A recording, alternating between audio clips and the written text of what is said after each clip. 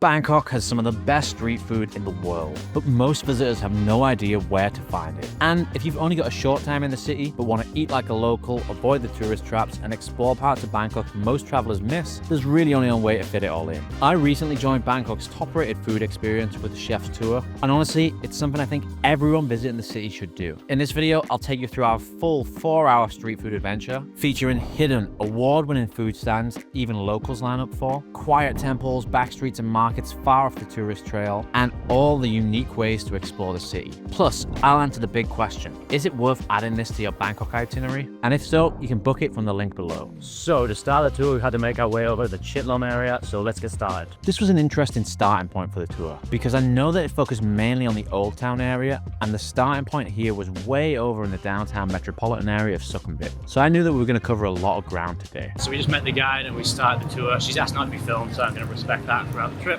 And we're now heading to a canal boat to go check out some of the different markets in the Old Town.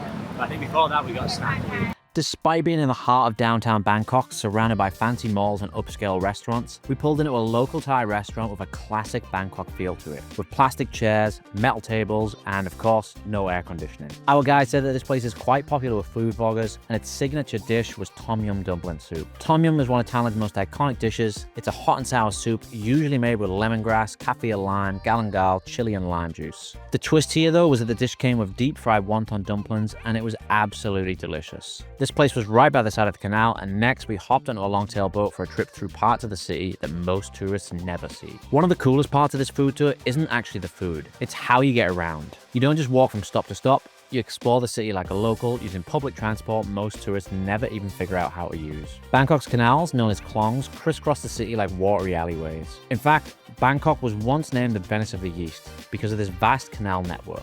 Cruising through the klongs by a longtail boat gives you a glimpse of the real Bangkok, as you zip past houses and temples by the side of the canal. This is also one of the most efficient ways to travel in Bangkok, as there's no traffic here. We zipped across the city in about 15 minutes and pulled up at a cool local market by the side of the canal. So we stopped now by the side of the canal on like a cool little local market.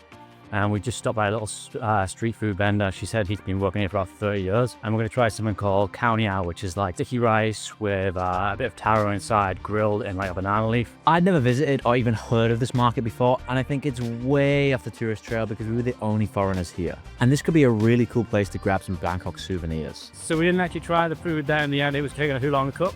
Now we hop into Tuk Tuks and we're going to head to a different part of town and to a street food market. Tuk Tuks are one of the most iconic images of Bangkok, but I actually rarely ride in them because they are notorious for overcharging tourists and taking you on detours. On this tour though, not only did we not have to haggle, the drivers were already there waiting for us, so everything was taken care of. Racing through the traffic in a tuk tuk was a lot of fun, and we actually got to see a lot of the city by doing this. We made it all the way from the metropolitan Sukhumvit area town to the Thonburi old quarters. Over here, the buildings are low-rise, the pace is slower, and it's home to some family-run restaurants that have been around for generations. So we crossed the city now in a tuk tuk. We're now in definitely a more local area, and we're about to visit a market. She said this market is mostly for breakfast, and it looks like there's still a lot going on here around midday mark. What I love about this area is that the restaurants prepare their dishes out in the open so you can really see what the food is like and be enticed in by the smell. Another benefit of traveling with a guide here is that they can serve as a translator with the local chefs and street food vendors who told us a bit about their dishes. So you can see behind me here, he's making our breakfast. He's making hoi tod, which is like a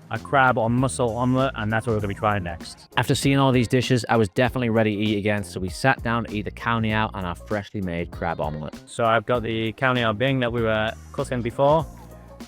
It's in a banana leaf, and let's try it.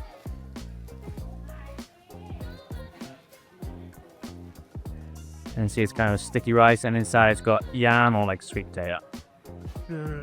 So we just finished that street food market, and it was absolutely delicious. Hoi tod's actually one of my favorite street foods to try anywhere in Bangkok, but that one was really, really good. Now I think we're heading to another market, and to get there, we're heading on one of the big public buses. Now, you probably didn't have taking a public bus on your Bangkok bucket list, but this might actually be your last chance to take one of these iconic old school Bangkok buses before they're phased out for the more modern versions over the next few years. These buses are not like the buses back in England. They have wooden flooring and basic seating. There's no air conditioning here, so luckily immediately the windows are open as you breeze past the city. We got off at the fascinating Nan Luang district, one of Bangkok's most historic neighborhoods that most tourists completely overlook. It's tucked just north of Chinatown and has long been home to a large Thai Chinese community, which you can still feel in the food, the temples, and the architecture. This area is packed with century-old food stalls passed down through generations. One of those is Jib Ki, a no-frills, old-school eatery that's been serving roast duck and grilled pork for decades. You know this place is good because it has a green plate sign behind the counter, meaning it's been officially recognized for serving high-quality, delicious food by Thailand's own food authorities. The ducky is roasted until the skin is perfectly crispy. We then crossed the road for one of the most unique dishes I've eaten in all my time in Asia. Tucked down a quiet alley was a humble street food stall run by a Vietnamese immigrant who started cooking here over 80 years ago. Since then, her signature dish has earned culinary awards in Bangkok, and she's even been invited to serve at major events. Yuan is like the name of this one. Oh, that Canal Yuan. Yeah. Yuan, ik yuan. So khanom is mean snack or dessert.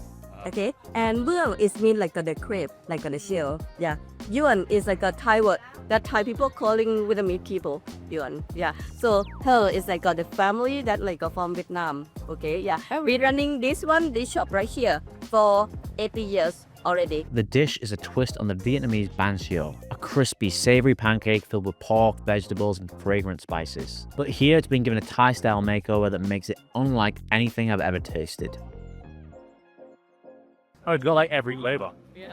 So sweet, then it's spicy, then it's sour. So that last dish was like nothing I've ever quite had before. I've definitely never tried it. Said it was from Vietnamese origin.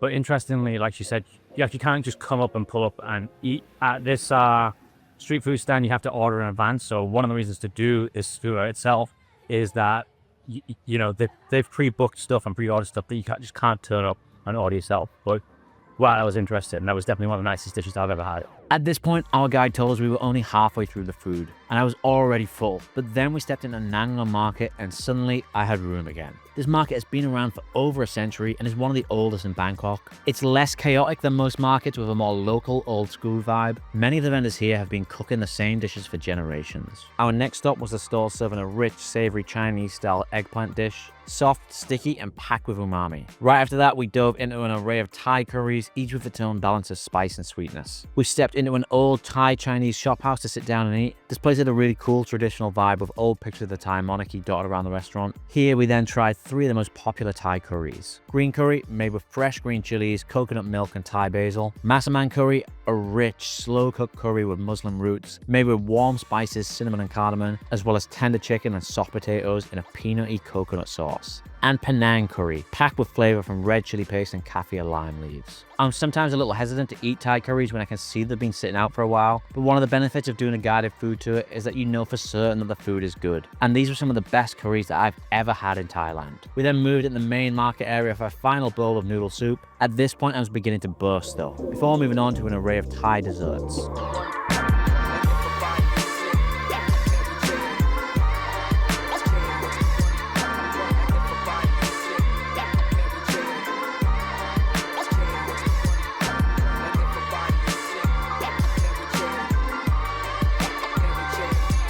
So you can see here, this one's made from like sweetened coconut, and this good. I like this one a lot.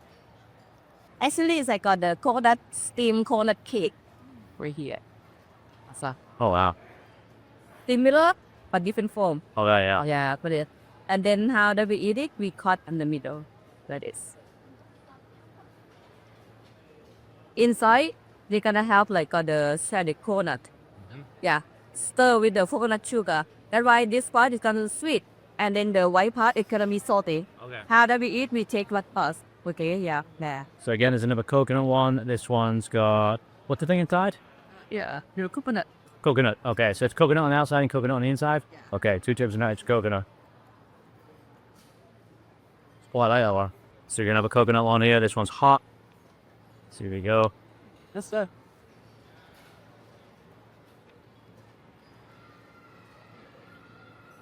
Oh yeah.